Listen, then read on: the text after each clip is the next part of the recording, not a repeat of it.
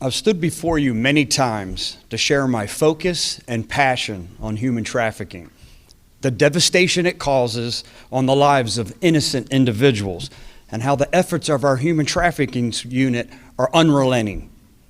Today, we have a tremendous success story to share. Within the span of just a few days, we've rescued 8 women from the perils of human trafficking. Last week, our detectives received a tip that a woman had been smuggled from Cuba and across the southern border with Mexico, and was now obligated to pay her smugglers for the illegal entry into the United States. The tip further explained that the traffickers made threats against the woman and her family, and that if her debt was not immediately repaid, she would be forced to work in the sex trade until her financial obligation was satisfied. The tip also indicated there were several other women that were trapped in this horrific situation. Our detectives quickly acted on this lead by setting up a surveillance operation, which confirmed these disgusting allegations, and that these women desperately needed our help. Our investigation uncovered that these 8 women ages range from 18 to 24. They were first forced to work in various adult entertainment clubs in Hillsborough and Pinellas County, and that they were never allowed to leave the home without an escort.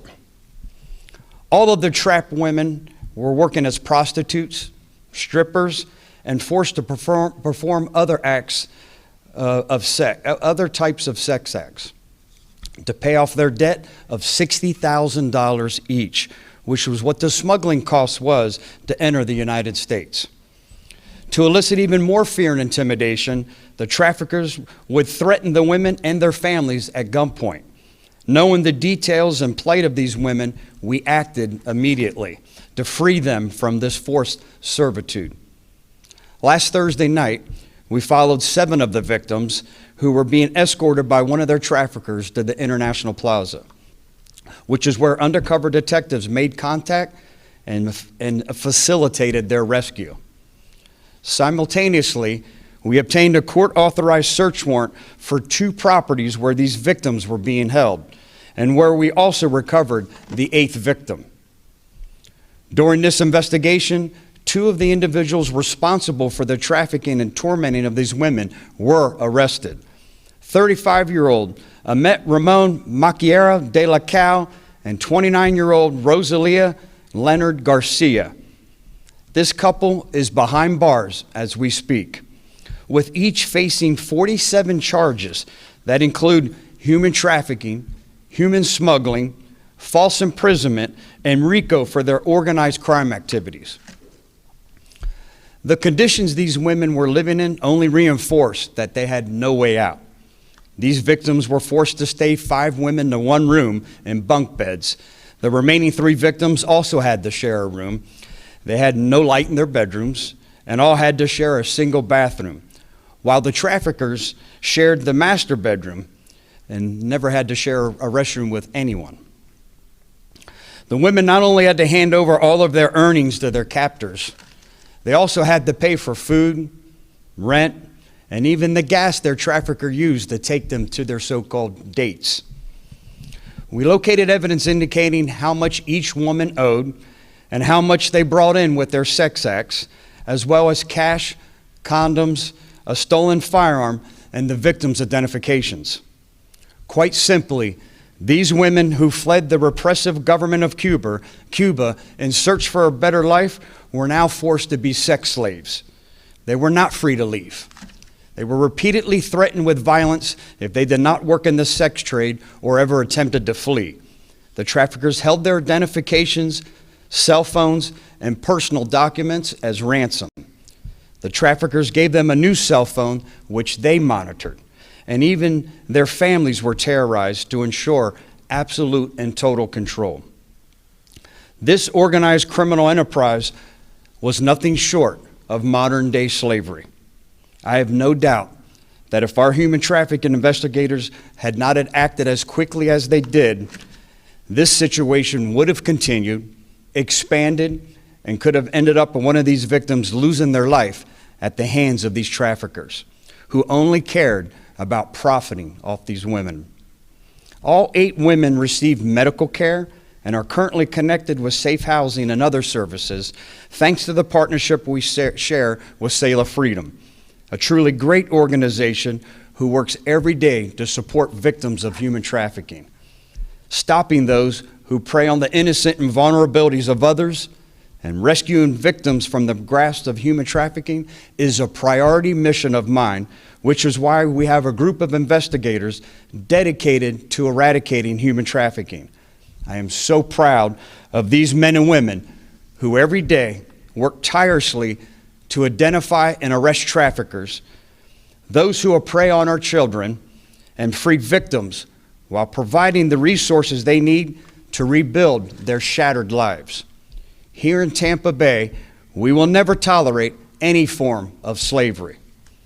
To all the undercover detectives here today, thank you. Thank you for protecting our community. You are saving lives. I would now like to introduce someone who, without a doubt, has limitless passion and energy to rescue victims and put traffickers behind bars where they belong, and whose Office of Statewide Prosecution will now ensure that these heartless individuals who preyed on these 8 women will face the most severe consequences and never have the opportunity to ever victimize another human being. Our top cop, keeping our Florida community safe, our Florida Attorney General, Ashley Moody. General? Thank you, Sheriff, and thank you for those who are with us bright and early this morning to highlight an incredibly tragic case, recognize the amazing efforts of the human trafficking squad here in Hillsborough County, and to help us again inform the public that human trafficking does take place in our communities right here in Florida. And we are constantly reaching out, trying to engage the public to make them aware of that and educate them on how to inform us if they suspect that this is going on. This is one of the worst trafficking cases that I have seen. It hits on every element when we are training law enforcement and prosecutors across the state on what to look for in one of these cases, whether it's using a weapon to threaten violence, whether it's threatening the violence of their close loved ones, threatening to kill their family members if they did not cooperate, separating them from the public by not allowing them to go outside of the place they're residing without someone accompanying them, taking away their identification documents, not letting them have any contact except by phones in which the traffickers control.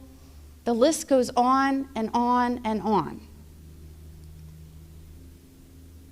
I commend this sheriff, Sheriff Chronister, for having the foresight and being willing to put together a specific unit trained in human trafficking.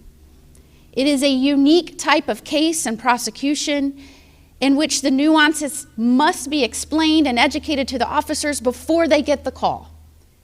Because one of the most important ways that we can successfully put these traffickers behind bars is cooperation from and participation from the victims. And in this case, I am extraordinarily proud of the brave, courageous 8 women who lived through hell for months, not knowing if they would ever be able to get out of that situation. These horrific acts of sex trafficking are a direct result of the crisis we are experiencing at the border. And you've heard me time and time again talk about fentanyl and how we intercepted enough at the border to kill the whole U.S. population in 1 month. Or the fact that the lax border and the incentivized policies creating this surge, it's like throwing fuel on trafficking cases, on smuggling cases, on drug charges. Today's announcement and today's case and the rescue of these 8 women is a direct result of this chaotic open border. I've been saying for months, this is the way it manifests itself in what is a non-traditional border state. Every state has become a border state because we are struggling to keep pace with what is happening as a result of the border. Because make no mistake, these depraved individuals, these sex traffickers, took advantage of the open border in order to complete these crimes. Our statewide prosecutors will aggressively prosecute these two individuals. They are behind bars now. We will seek pretrial detention. We will seek the maximum penalties, because these are the types of people that prey on vulnerable individuals in our communities. These are the people that need to be behind bars. And I am so grateful for our prosecutors. This will be a multi-jurisdictional case. And I know they, along with the hardworking men and women of the Hillsborough County Sheriff's Office and other agencies, will do everything in their power to make sure they remain behind bars. I plead with community members to, again, educate yourselves on recognizing the signs of human trafficking. You can go to youcanstopht.com. It contains information on how you can participate in helping us in this mission to eradicate human trafficking from Florida. We also just launched last week a human trafficking summit, which is still online. You can go to humantraffickingsummit.com to register. Thankfully, these victims had alert, aggressive investigators that, after receiving the phone call, immediately sprang into action, and the defendants are now behind bars, and they were behind bars within days. But this work is not over. There are other victims right now in our communities that will need to be rescued.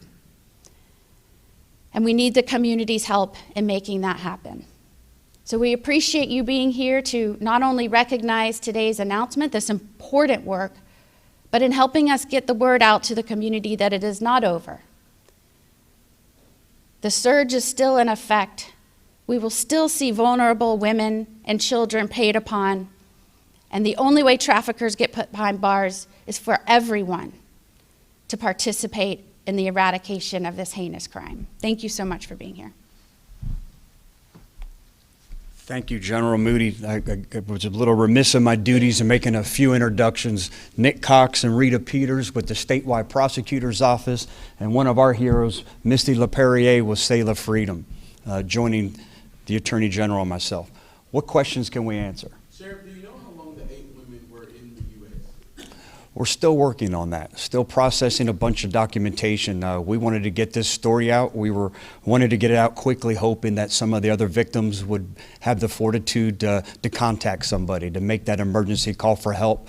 But we're still working through a lot of details. We're working now to track down the money, to find out exactly where the profit was gone, where the money was gone.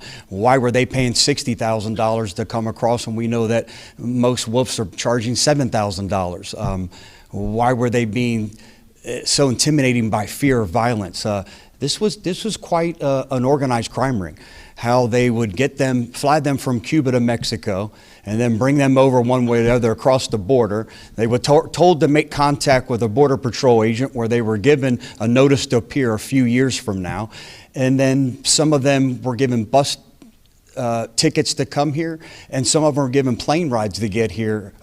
And when they got here, they were greeting them with balloons. Welcome home, welcome to Tampa. So they had pictures and photos that they would send back to their families in Cuba to let them know that they arrived in the United States. There's no doubt in my mind that they were also using that as props to encourage other young women to come over here and enjoy this good life and enjoy the United States here too. So quite a comprehensive and organized crime ring. But again, a lot of this investigation will still continue. We know that they were operating in adult nightclubs here in Pinellas County. You know, were those owners made aware of it? I'd have a hard time believing how they weren't made aware when they were undocumented, and we know it's against the law to hire an undocumented person as gainful employment. How were they being employed? So, but what level of involvement, were they helping drive this sex trade? There's no doubt that they were. To what degree? We still have to figure a lot of this out. To answer your question, just a lot to figure out. That'll be the second phase of this ongoing investigation. Do you think there are any more, aside from the 8 women that we rescued, do you think there are any To this case, we do not with this case, but we do believe we've all heard about some of the Cuban crime rings, with some of the theft rings. We know that they're involved in some stolen cars. Matter of fact, part of this second phase, and there'll be additional charges, is one of the traffickers, the female, was driving a car. That's a stolen car that was re-VINed out of Miami. So we've seen that. We're just recently starting to learn now that this Cuban crime ring is now involved in trafficking these young women. So we'll continue to work through that. And all 8 women who were rescued in this case are from Cuba? Are from Cuba, yeah. And like I said, we believe there might be some other Cuban organizations that are loosely affiliated. We believe the women don't know each other, the traffickers do. Again, this human trafficking unit that we have here, working with the statewide prosecutor's office, there's no doubt that they'll get to the bottom of it. And what will happen to the women now? Will they be deported, or what's going to happen with them? We're working with Homeland Security investigations. The federal government has the ultimate decision-making ability. An immigration attorney has come talk to them. Again, working closely with Sail of Freedom to get them some type of temporary asylum and complete paperwork if they choose to remain residents here. That'll be part of the federal government will make that determination. Any other questions? And I understand that the women were under the impression that, or they paid to come here, correct? Are they considered victims, in this case? Yeah, They paid to come? Yeah, they're considered victims not because they paid to come here. They were considered victims because they were forced into the sex trade to repay that debt. They had no other options to make payments any other way, and they were forced that you can't leave here. They were held hostage. Like I said, this was a modern day slavery is what this was. You're going to work until you pay your debt. You're not going to have any communication with your family without us monitoring it. And they would keep their money. I mean, they were charging them for everything. They were keeping very little money they derived from the actual sex act because it was gone to food, rent, the cell phone that they charged them, that they mandated that they had, and the fuel and gas to even drive them to the dates that the traffickers set up. So they didn't get to keep very much money. Thank you, Sharon. Thank you, everyone. Have a great day.